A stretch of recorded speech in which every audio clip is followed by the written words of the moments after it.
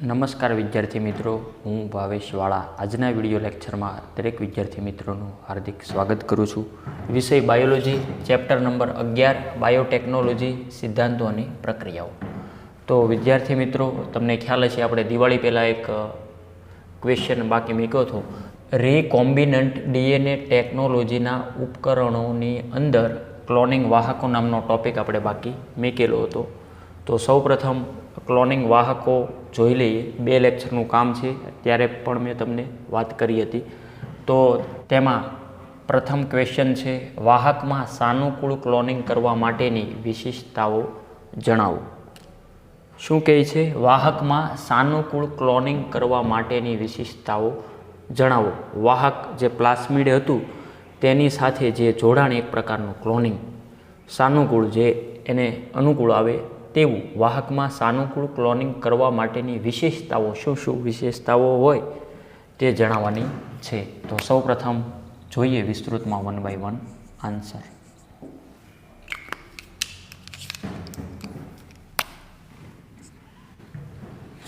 તો સૌપ્રથમ વાત કરીએ નંબર A, સ્વયંજનનની ઉત્પત્તિ।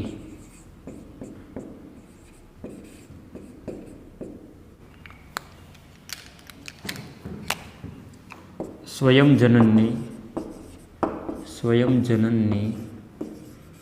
ઉત્પત્તિ એ જીનોમમાં ચોક્કસ શૃંખલા છે કે જ્યાં સ્વયંજનનની શરૂઆત થાય છે।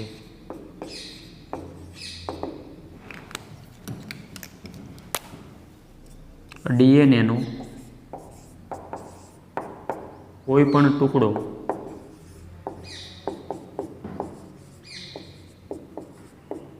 જ્યારે આ શૃંખલા સાથે જોડાય છે ત્યારે તે યજમાન કોષમાં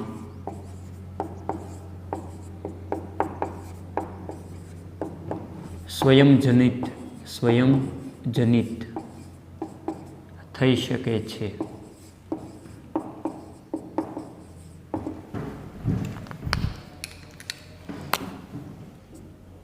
જોડાણ પામતા ડીએનએની ઘણી નકલો પ્રાપ્ત કરવા માંગતા હોય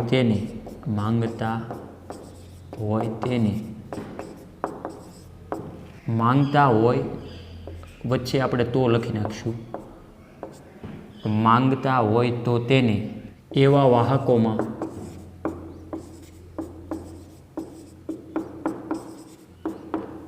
ક્લોન કરવું જોઈએ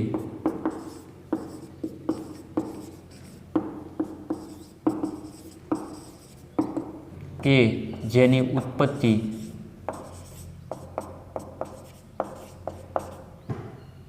ખૂબ જ વધારે નકલો બનાવવામાં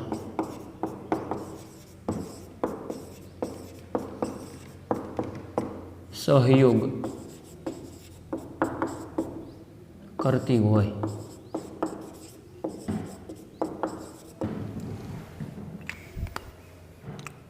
આપેલું વર્ણન સમજવાનો પ્રયત્ન કરીએ। વાહકોમાં સાનુકૂળ ક્લોનિંગ કરવા માટેની વિશેષતાઓ જણાવો। અહીંયા મેં રેડથી જે મુદ્દો લખ્યો છે, જે આવા બીજા 2 લખવાના છે, એટલે કે ટોટલ 3 મુદ્દા હું લખવાનો છું હાઇલાઇટ્સમાં। નંબર A ઉપર સ્વયંજનનની ઉત્પત્તિ। સ્વયંજનન એટલે કોને કહેવાય? આ બધા શબ્દ તમે સમજો છો કે પોતે પોતાનામાંથી નિર્માણ થાય। સ્વયંજનનની ઉત્પત્તિ એ જીનોમ ઓકે, આ જીનોમ કોને કહેવાય આ પણ તમને ખ્યાલ જ છે. જીનોમમાં ચોક્કસ શૃંખલા છે કે જ્યાં સ્વયંજનનની શરૂઆત થાય. સ્વયંજનનની ચોક્કસ શૃંખલા ક્યાં છે? જીનોમ.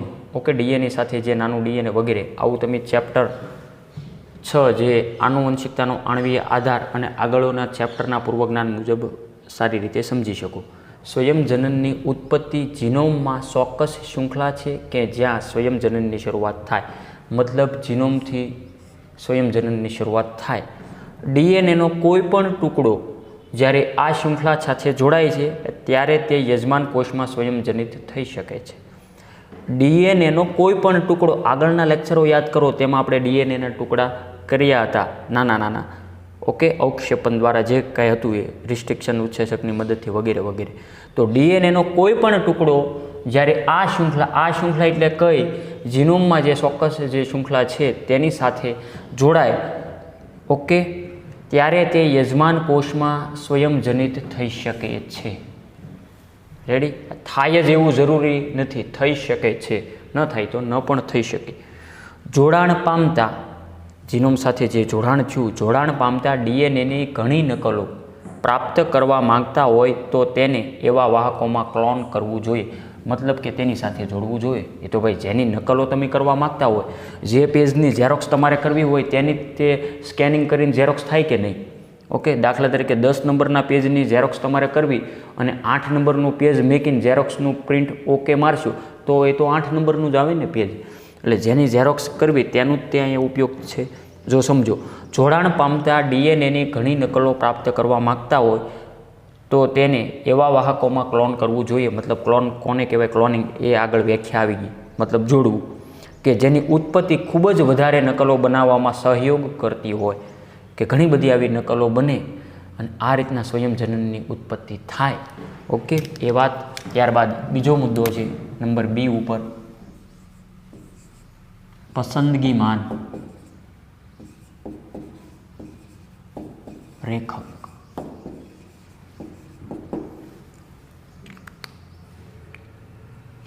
એ પણ આપણે વિસ્તૃતમાં જોઈએ. વાહકમાં સ્વયંજનનની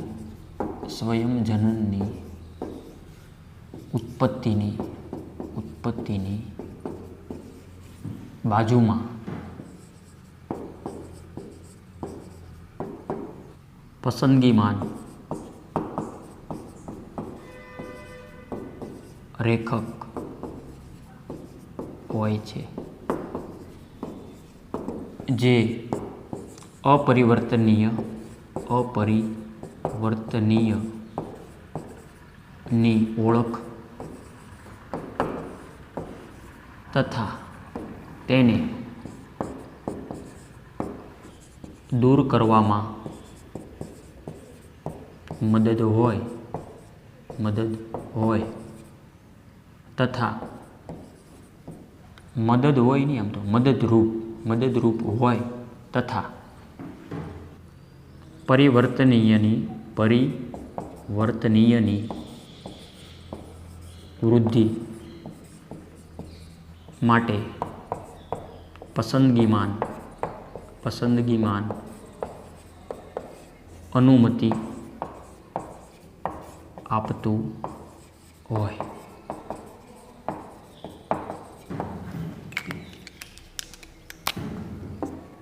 સામાન્ય રીતે એમ્પિસિલિન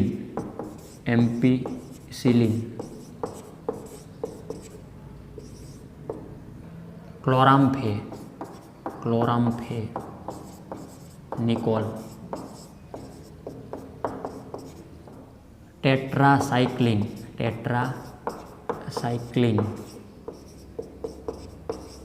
તથા કેનામાઇસિન જેવા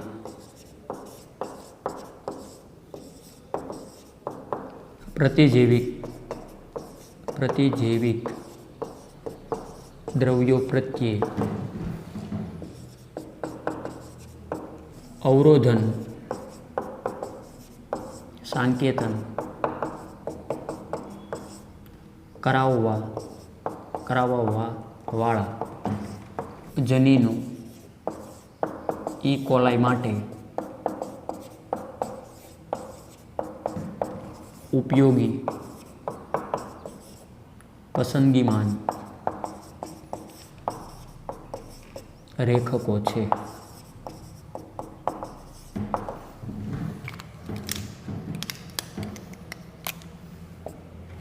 ઈ કોલાઈ કોષો આમાંથી કોઈ પણ પ્રતિજૈવિક દ્રવ્યોનું અવરોધન કરતા નથી. વર્ણન જોઈ અને ગભરાઈ જઈએ, આવું ન થવું જોઈએ ક્યારેય. વર્ણન ગમે એવું હોય, પહેલાં સવાલ સમજો ને ભાઈ. ક્લોનિંગ વાહકો છે, વાહકોમાં સાનુકૂળ ક્લોનિંગ કરવા માટેની વિશેષતાઓ છે કે વાહકમાં કઈ રીતે બેટર રીતે ક્લોનિંગ થઈ શકે. ઓકે, સારી રીતે થઈ શકે. શા માટે? મતલબ કે તેની કંઈક વિશેષતાઓ તો હશે જ. આ બધી વિશેષતાઓ જ આપણે લખીએ છીએ. એમાં નંબર બી ઉપર હાલમાં જોઈ રહ્યા છીએ પસંદગીમાન રેખક. વાહકમાં સ્વયંજનનની ઉત્પત્તિની બાજુમાં પસંદગીમાન રેખક હોય. વાહક હતો કોણ એ યાદ કરો તો વાહક તરીકે પ્લાસ્મિડ હતો. હા કે ના? આ દાખલા તરીકે મેં અત્યારે જે આકૃતિમાં દર્શાવવાનો પ્રયત્ન કરો કે આ દાખલા તરીકે પ્લાસ્મિડ છે, ફોર એક્ઝામ્પલ આ રેડ. વાહકમાં સ્વયંજનનની ઉત્પત્તિની બાજુમાં પસંદગીમાન રેખક હોય, એની બાજુમાં જ છે, બાજુમાં જ દર્શાવો ને. વાહકમાં સ્વયંજનનની ઉત્પત્તિની બાજુમાં પસંદગીમાન રેખક હોય એટલું યાદ રહે કે ન રહે? હવે એ બાજુમાં છે તો કાંઈક એનો ઉપયોગ હશે.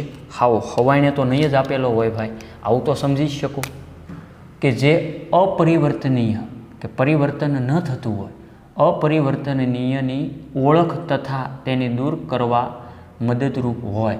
કોને મદદરૂપ હશે? મને કે તમને મદદરૂપ છે? શેની બાજુમાં છે એને જ મદદરૂપ હોય. શેની બાજુમાં છે તો કે પ્લાસ્મિડની બાજુમાં, મતલબ વાહકની બાજુમાં. તો તેને કંઈક મદદ કરશે, હેલ્પ કરે છે. શું હેલ્પ કરે છે? બસ એ તો જોવાનું રહ્યું કે વાહકમાં સ્વયંજનનની ઉત્પત્તિની બાજુમાં પસંદગીમાન રેખક છે. ઓકે, જે તેનો મિત્ર છે. આવું લખ્યું નથી, આ તો હું કહું. જે અપરિવર્તનીય, જે પરિવર્તન ન થઈ શકતું હોય તેની પણ ઓળખ આ ભાઈ પોતે કરી જાય. આ રેખક ઓળખ કરે તથા તેને દૂર કરવામાં મદદ કરશે કે તું ગભરામાં, હું અહીં બાજુમાં જ ઊભો છું. સારું કહેવાય. પરિવર્તનીયની વૃદ્ધિ માટે પસંદગીમાન અનુમતિ આપતું હોય. આ પણ સમજી શકો કે પરિવર્તનીયની વૃદ્ધિ માટે પસંદગીમાન અનુમતિ આપતું હોય, મતલબ એની અનુમતિ હોય તો જ તેની વૃદ્ધિ થઈ શકે અને તો જ એ સક્સેસ થાય. આ તેની ખાસ વિશેષતા છે. બીજું, સામાન્ય રીતે જ્યારે આ શબ્દ તમારે યાદ રાખવાના છે, એમ્પિસિલિન લખીને તૈયાર કરી નાખવાના, ક્લોરામ્ફેનિકોલ, અને ત્રીજો શબ્દ છે ટેટ્રાસાયક્લિન તથા કેનામાઇસિન. આ 4 શબ્દ ખાસ યાદ રાખવાના. ક્યાં? એમ્ફિસિલિન, ક્લોરામ્ફેનિકોલ, ટેટ્રાસાયક્લિન અને કેનામાઇસિન. રેડી? તો સામાન્ય રીતે એમ્પિસિલિન, ક્લોરામ્ફેનિકોલ, ટેટ્રાસાયક્લિન તથા કેનામાઇસિન જેવા પ્રતિજૈવિક દ્રવ્યો. આ પ્રતિજૈવિક દ્રવ્યો હવે તમે સમજી શકો, એન્ટીબાયોટિક એક પ્રકારના. ઓકે, જૈવિક અણુ જે હોય તેનો સામો ટૂંકમાં રિસ્પોન્સ આપી શકે, વિરોધ કરી શકે, સામનો કરી શકે. અને પ્રતિજૈવિક દ્રવ્યો પ્રત્યે અવરોધન સાંકેતન કરાવવાવાળા જનીનો ઈ કોલાઈ માટે ઉપયોગી પસંદગીમાન રેખકો છે. મતલબ આ જે 4 લેખા છે એ પ્રતિજૈવિક દ્રવ્યો પ્રત્યે અવરોધન કરશે. જે બહારથી એને ઇન્ફેક્શન લાગવાનો પ્રયત્ન કરશે તેને અટકાવશે. કોણ? આ 4. ઓકે, તે સાંકેત આપે જનીનને. સાંકેતન કરાવવાવાળા જનીનો ઈ કોલાઈ માટે. કોના માટે? તમારા માટે નથી. આ એક બેક્ટેરિયાનું નામ છે, આ તમને ખ્યાલ જ છે. ઈ કોલાઈ માટે ઉપયોગી પસંદગીમાન રેખકો છે આ ચારે. MCQ માટે મોસ્ટ IMP. ક્લિયર? આરામથી યાદ રહે. સ્લો મોશનમાં જોવો, આવડે આવડે ને આવડે ત્યાં. આજકાલ તો સ્લો મોશનની લોકોએ ફેશન કરી નાખી કે વોટ્સઅપની અંદર અથવા કોઈ પણ વિડીયો આવતા હોય તો તે પણ જે સ્ટેટસની અંદર સ્લો મોશનમાં આપવામાં આવે. પણ એટલું બધું સ્લો મોશન જરૂરી નથી, સમય સાથે હાલવું જરૂરી છે. ઈ કોલાઈ આગળના બધા લેક્ચરો યાદ કરો એટલે તમને ખ્યાલ આવે. વેકેશન ગયું તો પાછું રીડિંગ જો તમારું આમાં જે કન્ટિન્યુ નહીં રહ્યું હોય તો તમને તકલીફ અનુભવવાના ચાન્સ ઊભા થઈ શકે. સારી રીતે જો તમે લેક્ચર વ્યવસ્થિત ભણ્યા હોય તો આવડે આવડે આવડે જ તે. ઈ કોલાઈ કોષો આમાંથી કોઈ પણ પ્રતિજૈવિક દ્રવ્યોનું અવરોધન કરતા નથી. કોણ? ઈ કોલાઈ આવું કોઈ અવરોધન કરતા નથી. તો ઈ કોલાઈ માટે કોણ ઉપયોગી થયા? આ ચાર. હાવ હેલું કહું ભાઈ, શોર્ટમાં જ તે. ઈ કોલાઈ બેક્ટેરિયાને જે કાંઈ નડતા હોય તો આ તેના 4 બોડીગાર્ડ છે, તે તેને જે કાંઈ સાંકેતન આપશે અને તેનાથી તે રક્ષણ માટે ઉપયોગી થાય. હેડિંગ વાંચો, પસંદગીમાન રેખક. એટલે આ જે ચારેય છે એ પસંદગીમાન રેખકો થયા કે નહીં? રેડી? જ્યારે વાહકની અંદર અહીં આપણે જોયું એમ કે જે પસંદગીમાન રેખક હોય એ રેખક અપરિવર્તનીયની ઓળખ તથા તેને દૂર કરવામાં મદદરૂપ થાય અને પરિવર્તનીય વૃદ્ધિ માટે પણ પસંદગીમાન અનુમતિ આપતું હોય તો સ્વયંજનનની ઉત્પત્તિ અને પસંદગીમાન રેખક એ જોયું. ત્યારબાદ નંબર C ઉપર ક્લોનિંગ જગ્યાઓ આપણે જોવાનું છે. આખો ક્વેશ્ચન હજી શરૂ જ છે. વાહકમાં સાનુકૂળ ક્લોનિંગ કરવા માટેની વિશેષતાઓ જણાવો. તો સૌપ્રથમ પહેલાં એટલું વ્યવસ્થિત ફેરબુકમાં નોટ કરો, ત્યારબાદ આગળ જોઈએ.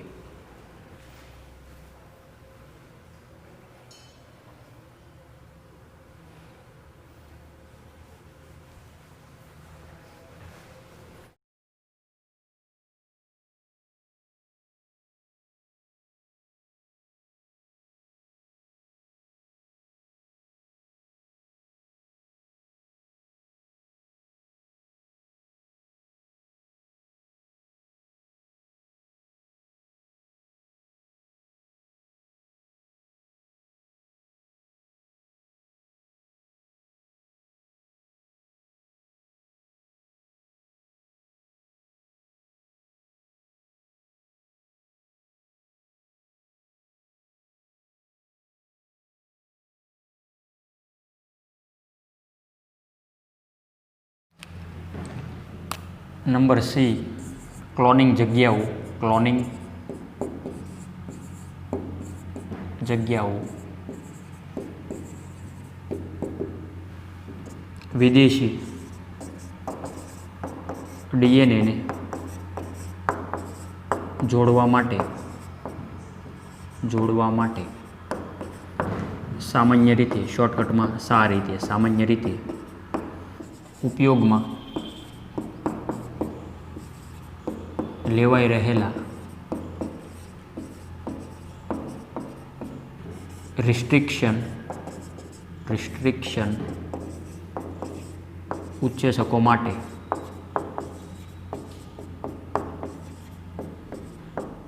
મેં થોડાક અક્ષર અહીંયા જાણી જોઈને નાના લખ્યા છે. શા માટે? કારણ કે આખો ક્વેશ્ચન આમાં લખાઈ જાય બોર્ડમાં, જેથી મારે સમજાવવું સરળ પડે એટલા માટે. રેડી?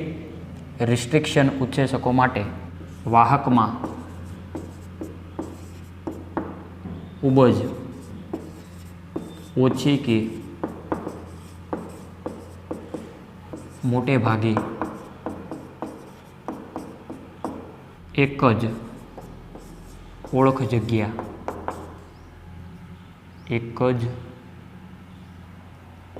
જગ્યા હોવી જોઈએ. બીજો મુદ્દો,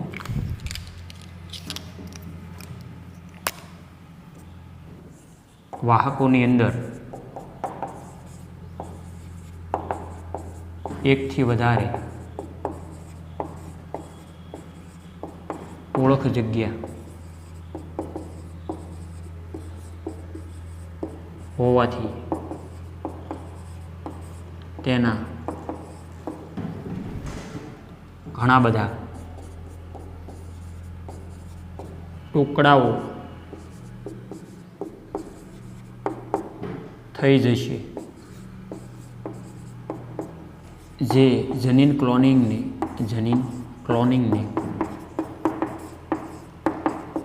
જટિલ બનાવી દે છે.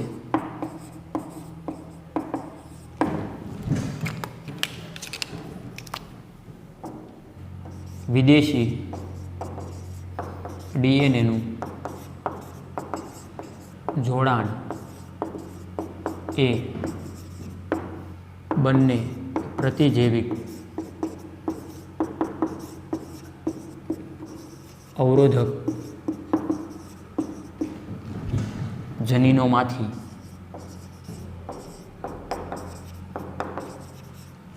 એકમાં આવેલ રિસ્ટ્રિક્શન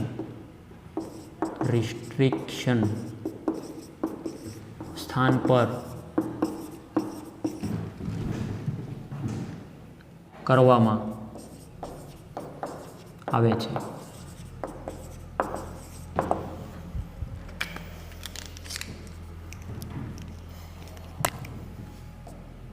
ઉદાહરણ તરીકે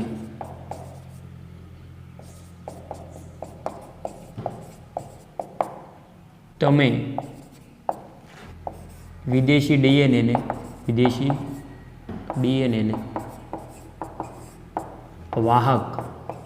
વાહકનું ખાસ નામ યાદ રાખવાનું છે, એટલા માટે હું હાઇલાઇટથી અહીંયા રેડથી લખું છું. PBR322 PBR322માં સ્થિત ટેટ્રા સાયક્લિન પ્રતિરોધી જનીનના આ પણ શબ્દ યાદ રાખવાનું છે, આ પણ હાઇલાઇટમાં લખવું. બામ S1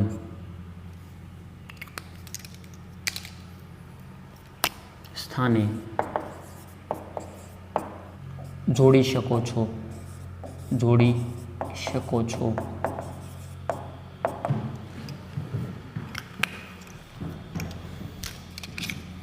અહીંથી આપણે વર્ણન શરૂ કરી દઈએ. પુનઃસંયોજિત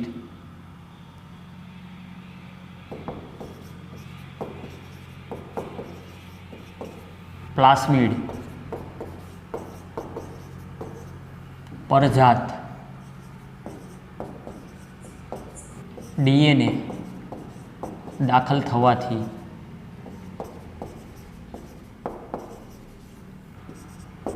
ટેટ્રાસાયક્લિન અવરોધન ગુમાવે છે, પરંતુ પુનઃસંયોજન પામતા ઘટકોને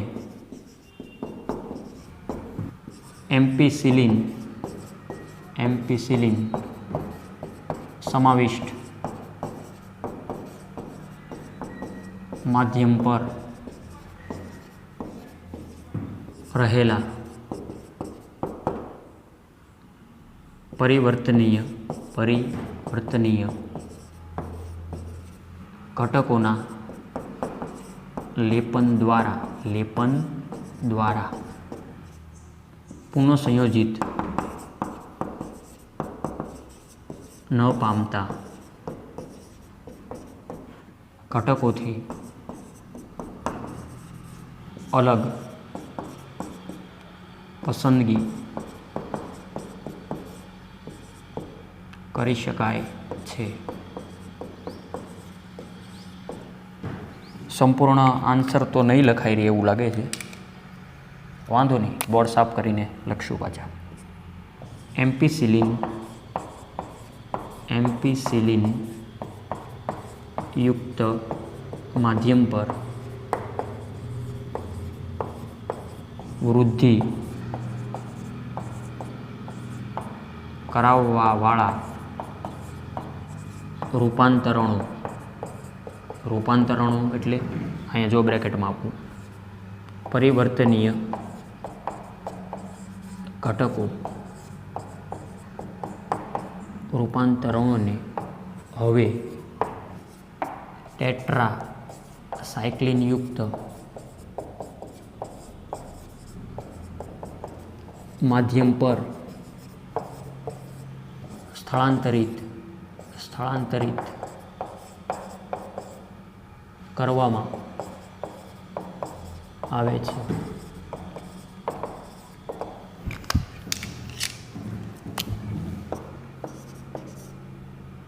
પુનઃસંયોજિત ઘટકો એમ્પિસિલિન માધ્યમ પર વૃદ્ધિ પામશે નહીં, પણ પુનઃસંયોજિત ન પામતા ઘટકો બંને પ્રતિજૈવિક દ્રવ્યો ધરાવતા માધ્યમમાં વૃદ્ધિ પામશે.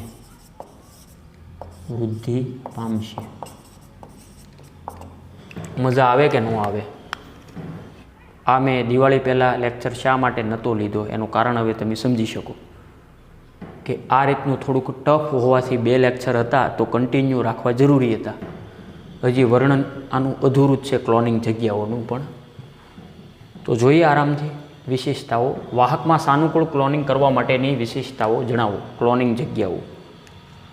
વિદેશી ડીએનએને જોડવા માટે સામાન્ય રીતે ઉપયોગમાં લેવાઈ રહેલા રિસ્ટ્રિક્શન ઉત્સેચકો માટે વાહકમાં ખૂબ ઓછી કે મોટે ભાગે એક જ ઓળખ જગ્યા હોવી જોઈએ. શા માટે?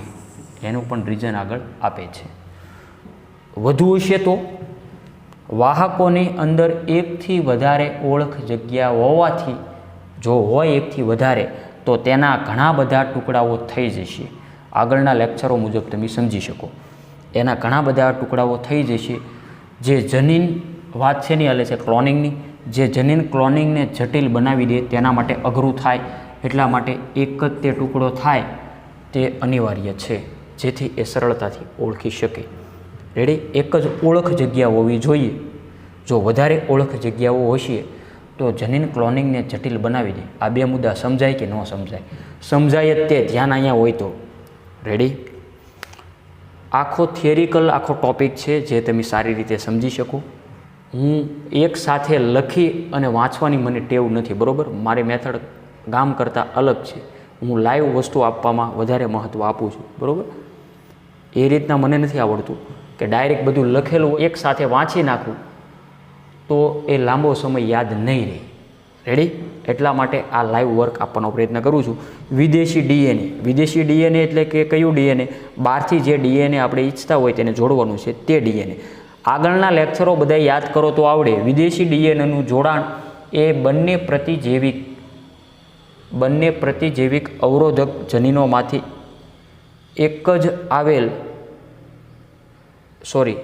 બંને પ્રતિજૈવિક અવરોધક જનીનોમાંથી એકમાં આવેલ રિસ્ટ્રિક્શન સ્થાન પર કરવામાં આવે છે. શું કહેવા માગે? વિદેશી ડીએનએનું જોડાણ એ બંને પ્રતિજૈવિક અવરોધક જનીનોમાંથી બંનેમાંથી કોઈ પણ એકમાં આવેલ રિસ્ટ્રિક્શન સ્થાન, અહીંયા સ્થાપ લખાઈ ગયું એટલે તમે થાપ ખાવ છો, સ્થાન પર, બેમાંથી કોઈ પણ એકમાં આવેલ રિસ્ટ્રિક્શન સ્થાન પર કરવામાં આવે છે. શું કરવામાં આવે છે? ડીએનએનું જોડાણ. કયા ડીએનએનું? વિદેશી ડીએનએ. ક્લોનિંગ એટલે શું? હાંધો જ કરવો કે નહીં? સમજાય કે નહીં? હાંધો કરવાનો છે બીજા ડીએનએનો સાદી ભાષામાં. વિદેશી ડીએનએનું જોડાણ એ બંને પ્રતિજૈવિક અવરોધક જનીનોમાંથી એકમાં આવેલ રિસ્ટ્રિક્શન સ્થાન પર કરવામાં આવે છે. એટલું સમજાય. ઉદાહરણ તરીકે એનસીઆરટીમાં ઉદાહરણ આપેલા જ છે. અઢળક ઉદાહરણ શું કહે છે? ધ્યાન અહીંયા હોવું જોઈએ. એક સેકન્ડ પૂરતું જો ધ્યાન આઉટ થઈ ગયું તો મગજે આઉટ થઈ જશે આ બધે શબ્દો જોઈને. ઉદાહરણ તરીકે તમે વિદેશી ડીએનએને વાહકની અંદર શું વાહક આપેલું છે? PBR 322, સોરી હા એ જ છે. PBR 322માં સ્થિત ટેટ્રાસાયક્લિન પ્રતિરોધી જનીન BAMH1 સ્થાને જોડી શકો છો. આ તો તમારે બેઠે બેઠું યાદ જ રાખવાનું રહે. ઉદાહરણ તરીકે તમે વિદેશી ડીએનએને વાહકનું નામ આપેલું છે, તેમાં શેની મદદથી? ટેટ્રાસાયક્લિન પ્રતિરોધી જનીન જેનું પણ નામ આપેલું છે BAM, એના સ્થાને તમે જોડી શકો, બીજા સ્થાને નહીં. હવે તો કે સાહેબ આ BAM શું છે? એ નામ છે. હવે દાખલા તરીકે આવું તમે સમજો શોર્ટમાં. આ જે કાંઈ પ્લાસ્મિડ હોય, આવી આખી રિંગ, તેની સાથે અમુક અમુક જગ્યાએ જે એના ટુકડા કર્યા છે ત્યાં આવું કંઈક જોડવાની વાત છે. આવું કંઈક. હવે આ દાખલા તરીકે એક જ તે ટુકડો છે, આ વિદેશી જનીનને મેં અહીંયા જોડ્યું. આવું કંઈક સમજાય કે ન સમજાય? થોડું કંઈ સમજાવવું જોવે. હવે આગળનું વર્ણન વાંચતા પહેલાં એનસીઆરટીની આકૃતિ જોઈએ. હજી જરૂર લાગે ત્યાં પાછો આકૃતિ હું તમને બતાવીશ. તો સૌપ્રથમ બાજુમાં આકૃતિ જોઈએ. આકૃતિ તમે જોઈ રહ્યા છો, તેમાં નીચે લખેલું છે આકૃતિનું E. coli ક્લોનિંગ વાહક, જેનું નામ આપેલું છે એ આપણે લખ્યું. એ રિસ્ટ્રિક્શન સ્થાનો HIND3, EcoRI, BAM1 વગેરે વગેરે, એ મેં આગળ જે લખ્યા હતા યાદ હોય તો કોઈને, વગેરે, તેમજ પ્રતિજૈવિક અવરોધક જનીનો MPR, TET-R વગેરે રો પ્લાસ્મિડના સ્વયંજનનમાં ભાગ લેતા પ્રોટીનનું સંકેતન કરે. વચ્ચે આકૃતિ જોવાની ખાસ. PBR 322 બોલે તો વાહક.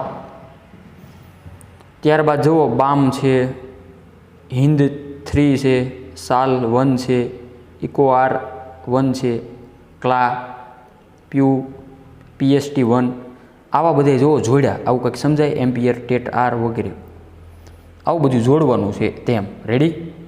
આગળ હજી એનું અર્થઘટન વિસ્તૃતમાં આવશે હો, ત્યારે આપણે ડિટેલમાં ચર્ચા કરશું. અત્યારે આમ થોડુંક તમને સમજાય કે હું અત્યારે હાલમાં ક્યાં છું અને ક્યાં જવાનું છે, એટલે તમને થોડોક ખ્યાલ તો આવવો જોઈએ ને. રેડી? જોઈએ હવે આગળનું વર્ણન. જોઈએ આગળ. પુનઃસંયોજિત પ્લાસ્મિડ પરજાત ડીએનએમાં દાખલ થવાથી ટેટ્રાસાયક્લિન અવરોધન ગુમાવે. ટેટ્રાસાયક્લિન હવે અવરોધન ગુમાવશે, બહારથી જે દાખલ થઈ ગયું એટલા માટે. જો પુનઃસંયોજિત અહીંયા આપણે વાત હતી, હવે આ ઓલરેડી આ રીતના રિંગ બની ગઈ, બહારથી જે વિદેશી ડીએનએ હતું એ જોડાઈ ગયું. એમ પુનઃસંયોજિત પ્લાસ્મિડ પરજાત ડીએનએમાં દાખલ થવાથી ટેટ્રાસાયક્લિન અવરોધ હવે તેનો નહીં કરે, તેનો વિરોધ નહીં કરે, કારણ કે તે એક જે ડીએનએનો તે ઘટક બની ગયો એટલા માટે. પરંતુ પુનઃસંયોજન પામતા ઘટકોને એમ્પિસિલિન, આ આગળ મેં હમણાં નામ બધે લખ્યા અને તમને સમજાવ્યા હતા. એમ્પિસિલિન સમાવિષ્ટ માધ્યમ પર રહેલા પરિવર્તનીય ઘટકોના લેપન દ્વારા પુનઃસંયોજિત ન પામતા ઘટકોથી અલગ પસંદગીમાન કરી શકાય. શેની મદદથી? એમ્પિસિલિનની મદદથી. એમ્પિસિલિન યુક્ત માધ્યમ પર વૃદ્ધિ કરાવવાવાળા રૂપાંતરણો એટલે કે પરિવર્તનીય ઘટકોને હવે ટેટ્રાસાયક્લિન યુક્ત માધ્યમ પર સ્થળાંતરિત કરવામાં આવે. શોર્ટમાં શું વાત થઈ? એક એક શબ્દ સમજવાનો પ્રયત્ન કરો. સૌપ્રથમ અહીંયા જોડાઈ ગયું આ વગેરે. હવે આ જે જોડાણું કે પુનઃસંયોજિત પ્લાસ્મિડ પરજાત ડીએનએમાં દાખલ થવાથી ટેટ્રાસાયક્લિન અવરોધ એનું નથી કરતું, મતલબ અવરોધન ગુમાવી દે છે. પરંતુ પુનઃસંયોજિત હવે જે નવા આમાંથી કેમ એકના બે થયા, આ ફોર એક્ઝામ્પલ આ જે આગળ વધીએ, આ જે આવ્યો નવો કે પરંતુ પુનઃસંયોજન પામતા ઘટકોને એક બીજો જે આ અવરોધક છે, આગળ હમણાં મેં લખ્યું હતું બોર્ડ સાફ કર્યા પહેલાં, એમ્પિસિલિન સમાવિષ્ટ માધ્યમ પર રહેલા પરિવર્તનીય ઘટકોના લેપન દ્વારા પુનઃસંયોજિત ન પામતા હોય તેવા ઘટકોથી અલગ પસંદગી કરી શકાય. આના દ્વારા એ યાદ રાખવાનું છે. એમ્પિસિલિનયુક્ત માધ્યમ પર વૃદ્ધિ કરાવવાવાળા રૂપાંતરણો એટલે કે પરિવર્તનીય ઘટકોને હવે ટેટ્રાસાયક્લિન યુક્ત માધ્યમ પર મૂકી દેવામાં આવશે. રેડી? જે ઘટકો નથી એનું આગળ વૃદ્ધિ કરતા તે સૌ પ્રથમ અલગ કોણ કરે એ યાદ રાખો નહીં. એમ્પિસિલિન કે ભાઈ આમાંથી જે કામ ન કરતા હોય એને અલગ દૂર કરો થોડાક, તો તેની જે પસંદગી કરનાર છે એમ્પિસિલિન. એટલું સમજાય? એમ્પિસિલિન યુક્ત માધ્યમ પર વૃદ્ધિ કરાવવાવાળા, હવે એમ્પિસિલિનની અંદર વૃદ્ધિ કરાવવાવાળા એટલે કે પરિવર્તનીય ઘટકોને હવે ટેટ્રાસાયક્લિન યુક્ત માધ્યમ પર સ્થળાંતરિત કરવામાં આવે. પહેલાં એને અલગ કાઢ્યા કે ભાઈ આમાંથી જે કામ નથી કરી શકતા એ બહાર આવો. હવે ફરી પાછા તેની અંદર દાખલ કરી દીધા. શેમાં? ટેટ્રાસાયક્લિનમાં. આવું સમજાય? ટેટ્રાસાયક્લિન યુક્ત માધ્યમ પર સ્થળાંતરિત કરવામાં આવ્યા. સૌ પ્રથમ બહાર આવ્યા, ત્યારબાદ ફરી પાછા એની અંદર દાખલ કરી દીધા. પુનઃસંયોજિત ઘટકો એમ્પિસિલિન, હવે આ શબ્દ સમજાવવા જોઈએ. એમ્પિસિલિન માધ્યમ પર વૃદ્ધિ પામશે નહીં. એકવાર વૃદ્ધિ એની હવે થઈ ગઈ, હવે એ આગળ વૃદ્ધિ નહીં, કારણ કે અંદર સ્થળાંતરિત કરી દીધા, હવે બીજી વાર તેની વૃદ્ધિ નહીં કરે. પુનઃસંયોજિત ઘટકો એમ્પિસિલિન માધ્યમ પર વૃદ્ધિ પામશે નહીં, પણ પુનઃસંયોજિત ન પામતા ઘટકો બંને પ્રતિજૈવિક દ્રવ્યો ધરાવતા માધ્યમમાં વૃદ્ધિ પામશે. બંને એટલે કે કયા ઘટકો? મતલબ આની અંદર અને સાથે જે આવેલું હતું આ ટેટ્રાસાયક્લિન, એ બંને ઘટકો પર વૃદ્ધિ પામશે. એમ હાવ જે નોંધ પામવી હોય વૃદ્ધિ, તે પણ સાથે સાથે વૃદ્ધિ પામવાનો પ્રયત્ન કરશે. તો એ સફળ થાય એટલા માટે વાહકમાં સાનુકૂળ ક્લોનિંગ કરવા માટેની વિશેષતાઓ લખેલી છે. ક્લોનિંગ જગ્યાઓ, ક્લોનિંગ જગ્યાનું હમણાં આગળ આકૃતિમાં મેં તમને ચકડું બતાવ્યું હતું. હવે થોડુંક રસ તમને પડતો હોય, યાદ કરો શિલાનો નિયમ. શિલા એટલે કોઈ વ્યક્તિનું નામ નથી, કોઈ લેડીઝનું નામ નથી. મોટો પથ્થર, એ મોટા પથ્થરને તમારે જો તોડવો હોય તો એક તમે ઘણ મારશો તો એ તૂટી નહીં જાય, પણ 1000 ઘા તમે મારશો, 1000મો ઘા એવો આવશે જેના 2 ભાગ થઈ જશે. મતલબ કે તમારો 1000મો ઘા તેમાં ઉપયોગી નથી. હા, આગળના પણ 999 પણ ભાગ જે તમે ઘા કર્યા છે તે પણ ઉપયોગી છે. એમ આ બધું એ રીતના આવડે. એક ઝાટકે આવડી જાય તેવું જરૂરી નથી, બરાબર? આ જેનેટિક સાયન્સ છે, મતલબ સ્લો મોશનમાં સમજવાનો પ્રયત્ન કરવો, NCERTની બુક સાથે રાખવી. ક્લિયર? હવે બાકીનું વર્ણન આપણે લખીએ નેક્સ્ટ.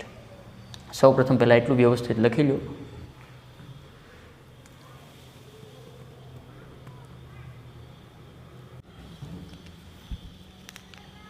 તો વિદ્યાર્થી મિત્રો, આજનો વિડીયો લેક્ચર એટલે સુધી રાખીએ. તો આજનો લેક્ચર હજી સવાલ અધૂરો જ છે. તો નેક્સ્ટ આવતીકાલે જે વિડીયો લેક્ચર આવશે તેની અંદર સૌ પ્રથમ તમારે આજના લેક્ચરનું બોર્ડ વર્ક સૌ પ્રથમ પહેલાં જોઈ લેવાનું, બરાબર? ત્યારબાદ એ જોશો તો વધારે રસપ્રદ બનશે અને સહેલાઈથી યાદ રહેશે, બરાબર? એટલે વિડીયો લેક્ચરની લેન્થ બહુ મોટી ન થઈ જાય અને હેવી ન થઈ જાય એટલા માટે જે બાકીનું વર્ણન છે એ નેક્સ્ટ વિડીયો લેક્ચરમાં વાત કરશું.